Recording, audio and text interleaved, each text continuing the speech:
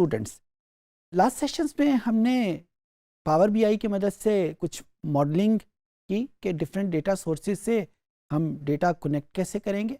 इस सेशन में हम एक स्टेप आगे लेते हैं और ये देखते हैं कि एनालिसिस कैसे स्टार्ट करेंगे। पावर बीआई में जितने भी एनालिसिस हैं वो सारे के सारे ग्राफिक बेस्ड है। तो जब एनालिसिस का नाम लिया जाता है तो इसका एक मतलब तो क्लियर है कि हम पावर बीआई के ऊपर कुछ ग्राफ डेवलप करेंगे। अच्छा, ग्राफ्स की कुछ खुद से लिमिटेशंस मौजूद हैं। अगर हम ट्रेडिशनल ग्राफ्स की बात करें तो ग्राफ या चार्ट सिर्फ 2 वेरिएबल के ऊपर बन सकता है। एक्चुअली जब हम ग्राफ की बात करते हैं ना, तो ग्राफ में 2 एक्सिस होते हैं जिनके ऊपर हमने पूरी कहानी लिखनी होती है। एक एक्सिस को हम हॉरिजॉन्टल एक्सिस कहते हैं और एक एक्सिस को हम वर्टिकल एक्सिस कहते हैं। मैथ की जुबान में एक को हम एक्स एक्सिस कहेंगे, एक को हम वाई एक्सिस कहेंगे। सो हमने पूरी कहानी इन्हीं 2 एक्सिस की मदद से लिखनी होती है। इसी चीज़ को अगर मैं दूसरे लफ्ज़ों में कहूँ तो ग्राफ की एक कन्वेंशनल लिमिट ये है कि एक वक्त में सिर्फ 2 वेरिएबल को टैकल कर सकता है, हैंडल किया जा सकता है। अच्छा, हम ज़रा मॉडर्न ज़माने की तरफ आते हैं। कंप्यूटर को यूज़ करते हुए जब हम ग्राफ बनाएंगे तो कुछ नई टेक्निक्स की वजह से हम एक वक्त में 2 से ज़्यादा वेरिएबल भी डील कर सकते हैं। 3 वेरिएबल कर लेंगे, 4 कर लेंगे। अच्छा, कंप्यूटर तो शायद इस पे कोई लिमिटेशन ना लगाए कि एक वक्त में हम कितने वेरिएबल एक ग्राफ की मदद से हैंडल कर लेंगे, लेकिन हमारी अंडरस्टैंडिंग उतनी डिफ़िकल्ट और उतनी कॉम्प्लेक्स होती जाएगी जो हम नंबर ऑफ़ वेरिएबल एक ग्राफ में ऐड करते जाएंगे। तो इस वजह से हमारी कोशिश ये होगी कि हमें graph as simple as possible रखें ताकि उसे समझना ना सिर्फ एक मैथमेटिशियन के लिए आसान हो बल्कि एक आम आदमी भी उस ग्राफ को उतनी ही बेहतर तरीके से समझ सके जितना कि एक मैथमेटिशियन या स्टैटिस्टिशियन समझ सकता है। जब हम ग्राफ डेवलप करेंगे और हमारे पास वेरिएबल 2 से ज़्यादा हैं तो ग्राफ्स की तादाद भी ज़्यादा होती जाएगी। हमारे पास स्क्रीन के ऊपर या उस पेज के ऊपर जहाँ पे हम ग्राफ डेवलप कर रहे हैं, नंबर ऑफ ग्राफ भी ज़्यादा होते जाएंगे। इन तमाम ग्राफ को मिला के जो एक कंप्लीट पिक्चर बनेगी, अगर मैं पावर बीआई की ज़ुबान इस्तेमाल करूं तो हम उसको डैशबोर्ड कहते हैं। जी, डैशबोर्ड। डैशबोर्ड बिल्कुल उसी तरीके से जिस तरीके से गाड़ी का डैशबोर्ड हमें गाड़ी के मुख्तलिफ पार्ट्स की, इंजन की, स्पीड की और मुख्तलिफ इंफॉर्मेशन प्रोवाइड कर रहा होता है जो कि हमें बीइंग ड्राइवर बहुत ज़रूरी होती हैं और हमें उसका बहुत फ़ायदा होता है। बिल्कुल उसी तरीके से जो पावर बीआई में डैशबोर्ड बनता है वो भी हमें डेटा के मुख्तलिफ फीचर्स के बारे में इंफॉर्मेशन दे रहा होता है।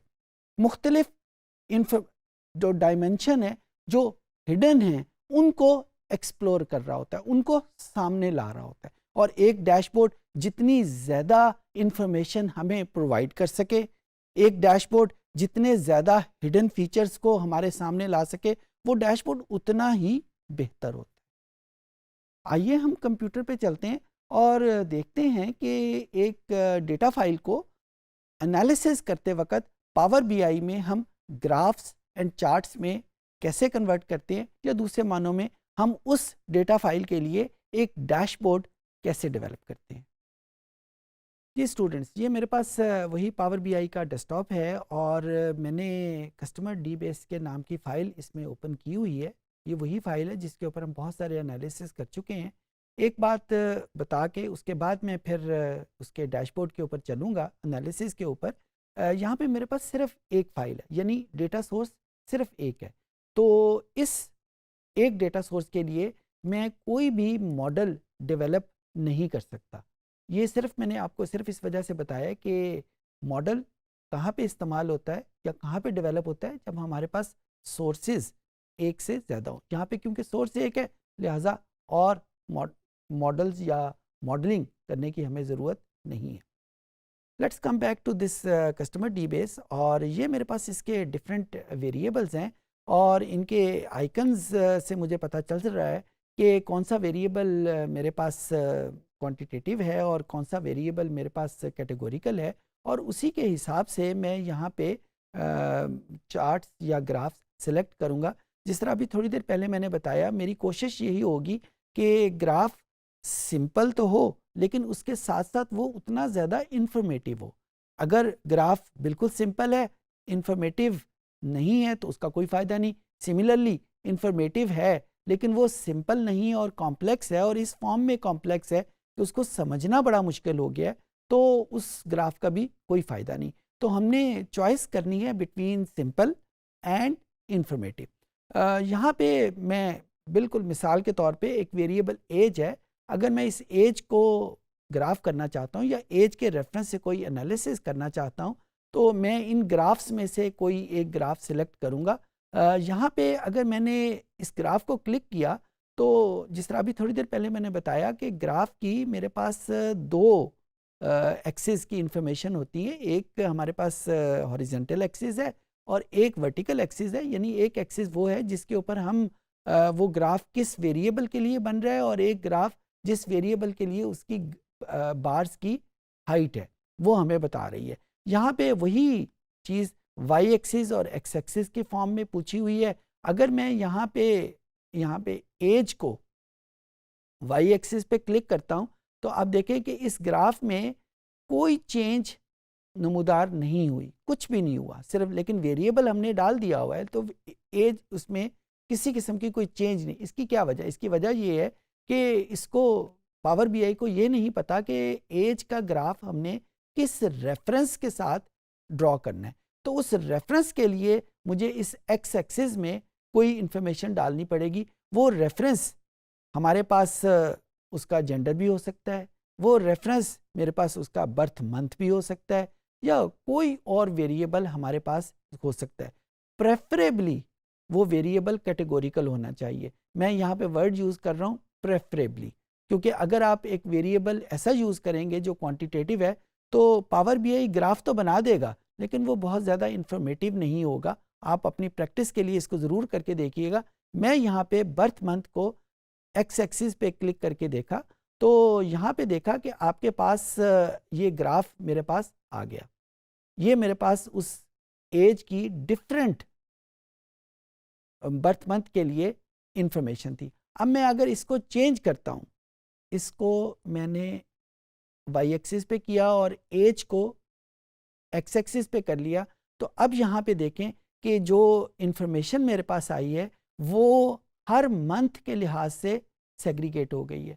तो मैंने यहाँ पे जो ये एक्सपेरिमेंट आपको करके दिखाया, सिर्फ इसकी वजह ये है कि ये जो सिलेक्शन ऑफ एक्सिस है ये बहुत इम्पॉर्टेंट है, और इसके पीछे कोई रूल एग्जिस्ट नहीं करता। इसके पीछे रूल सिर्फ और सिर्फ ये है कि ऐसी फॉर्म में ग्राफ डेवलप हो जाए जो समझना आसान हो जाए, जिससे इंफॉर्मेशन बेहतर तरीके से पोर्ट्रेट हो सके। फॉर एग्जांपल इस ग्राफ से मेरे पास इंफॉर्मेशन ये आ रही है कि हर महीने में जो पैदा होने वाले कस्टमर हैं उनकी एज क्या है, और यहाँ पे ये सारे 12 के 12 महीने मौजूद हैं। हाँ, ये सारे के सारे महीने अल्फ़ाबेटिकली सॉर्टेड नहीं है, ये मैग्नीट्यूड के हिसाब से सॉर्टेड है, और जो ही मैंने किसी बार के ऊपर उसको माउस को क्लिक करता हूँ तो पावर बीआई मुझे उसकी रेफरेंस से इंफॉर्मेशन प्रोवाइड कर रहा है। अच्छा, इसके साथ साथ अगर मुझे कोई और इंफॉर्मेशन भी करनी है, आपने देखा कि मैंने जो ही इस ग्राफ के ऊपर क्लिक किया तो ये इस ग्राफ के रेफरेंस से इंफॉर्मेशन मेरे पास आ जाएंगी, और जो ही मैं इस ग्राफ को हाईलाइटेड है, अगर मैं इस ग्राफ के अलावा कोई और ग्राफ इस पर क्लिक करना चाहूँ तो ये ग्राफ चेंज हो जाएगा, किसी और वापस इसी पे लाना चाहूँ तो ये वापस इसी ग्राफ पे आ जाएगा। लेकिन अगर मैं इसके अलावा कोई और ग्राफ करना चाहूँ तो मुझे इस हाईलाइटेड शेड के अलावा किसी और जगह पे क्लिक करूँगा, और अब मेरा पावर बीआई रेडी है इस बात पे कि किसी और वेरिएबल के लिए इसी किस्म की इंफॉर्मेशन मैं रख सकूं। फॉर एग्जांपल ये इंफॉर्मेशन मैं इनकम के लिए डेवलप करना चाहता हूं, तो सबसे पहले मैं क्लिक करूंगा, और ग्राफ को क्लिक करने के बाद मैं किस चीज़ के लिए ग्राफ बनाना है, मुझे इनकम के लिए ग्राफ बनाना है, तो मैं इनकम को लोकेट करके उसमें एक्स एक्सिस में क्लिक कर दूंगा। कोई इंफॉर्मेशन, कोई ग्राफ मेरे सामने नहीं आया। क्यों नहीं आया? क्योंकि इसका रेफरेंस अवेलेबल नहीं है।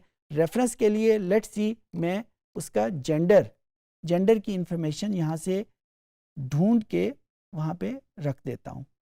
ये जेंडर की इंफॉर्मेशन मैं यहाँ पे वाई एक्सिस पे क्लिक करता हूँ तो ये मेरे पास जेंडर की इंफॉर्मेशन के लिहाज से ये मेरे पास ग्राफ आ जाएगा। बिल्कुल उसी तरीके से अगर मैं इसका रोल चेंज करता हूँ तो ग्राफ की जो फॉर्म है वो भी मेरे पास चेंज हो जाएगी। सो ये आपके ऊपर डिपेंड करता है कि आपको इन दोनों में से कौन सी फॉर्मेट, कौन सी इंफॉर्मेशन ज़्यादा बेहतर समझ आती है, किस तरीके से आप अपनी प्रेजेंटेशन को ज़्यादा बेहतर तरीके से बना सकते हैं। ये जिस तरीके से मैंने दो ग्राफ आपके सामने रखे उसी तरीके से आप जितने मर्जी ग्राफ, जितने मर्जी वेरिएबल आप उसके लिए ग्राफिकल प्रेजेंटेशन डेवलप कर सकते हैं। लेकिन इसमें लिमिटेशन ये है कि ये जो एक पेज का साइज़ है वो सिर्फ इतना ही है। हम एक पेज से ज़्यादा पेज पे जा सकते हैं लेकिन वो फिर एक स्क्रीन की बजाय दो स्क्रीन के ऊपर वो इंफॉर्मेशन आ जाएंगी। तो ये जो पेज हमें बता रहा है, जो नीचे पेज 1 लिखा भी हुआ है, वो एक कंप्यूटर की स्क्रीन का साइज़ हमें बता रहा है कि एक कंप्यूटर की स्क्रीन के ऊपर आप कितनी इंफॉर्मेशन दे सकते हैं। ये इसकी लिमिटेशन है। हाँ, हम ये ज़रूर कर सकते हैं कि हम इसका साइज़ जो है वो बहुत छोटा कर दें, लेकिन जो ही हमने इसका साइज़ छोटा किया तो जो इंफॉर्मेशन ये दिखाने की कोशिश कर रहा है वो लिमिट हो जाएंगी। और अगर इसका साइज़ बहुत ज़्यादा बड़ा कर दिया, वो इंफॉर्मेशन तो बड़ी अच्छी तरीके से दिखाएगा लेकिन फिर हम बहुत ज़्यादा वेरिएबल इसके ऊपर पोर्ट्रेट नहीं कर सकेंगे। सो यहाँ पे कहने का मतलब ये है, जो मैंने अभी थोड़ी देर पहले आपको कहा था कि जो choice of graph and the choice of axis all depends on you. और इसके पीछे क्राइटेरिया क्या है कि ऐसा ग्राफ हो जो ज़्यादा से ज़्यादा इंफॉर्मेशन प्रोवाइड कर सके, लेकिन ज़्यादा से ज़्यादा इंफॉर्मेशन प्रोवाइड करते करते वो कॉम्प्लेक्सिटी की तरफ ज़्यादा ना आ जाए, क्योंकि अगर जो ही वो कॉम्प्लेक्स की तरफ चला गया तो कंप्यूटर तो उसका ग्राफ बना देगा। जिस तरह अभी थोड़ी देर पहले मैंने यहाँ पे इन्हीं दो ग्राफ्स को जिस फॉर्मेट में आपके सामने किया, वो ग्राफ तो कंप्यूटर ने बना दिए थे लेकिन वो ऐसी फॉर्म में नहीं थे कि हमें आसानी से समझ आ सके। शायद एक मैथमेटिशियन या स्टैटिस्टिशियन तो उसको समझ ले, लेकिन आम लोगों के लिए वो ग्राफ बहुत मुश्किल है। लेकिन इस फॉर्म में जो ग्राफ है वो समझना भी आसान है, हर कोई उसको बड़ी आसानी के साथ समझ सकता है। इस सेशन में स्टूडेंट्स आपने देखा कि जब हमारे पास एक डेटा फाइल मौजूद है, भले वो मुख्तलिफ डेटा सोर्सेज से आई है, भले वो एक ही डेटा सोर्स से है, डेटा मौजूद है, तो उस डेटा को हम एनालिसिस करने के लिए मुख्तलिफ किस्म के ग्राफ जो कि पावर बीआई में मौजूद हैं उनको हम कैसे यूज़ करेंगे, कहाँ पे कौन सा ग्राफ ज़्यादा बेहतर इंफॉर्मेशन देता है, किस ग्राफ में सिर्फ दो वेरिएबल हों तो बेहतर सिचुएशन आ जाती है, किस ग्राफ में दो से ज़्यादा वेरिएबल की इंफॉर्मेशन आ सकती है। ये सारी चीज़ें हमने डिस्कस की। उम्मीद है कि आपको ये चीज़ें समझ आ गई होंगी।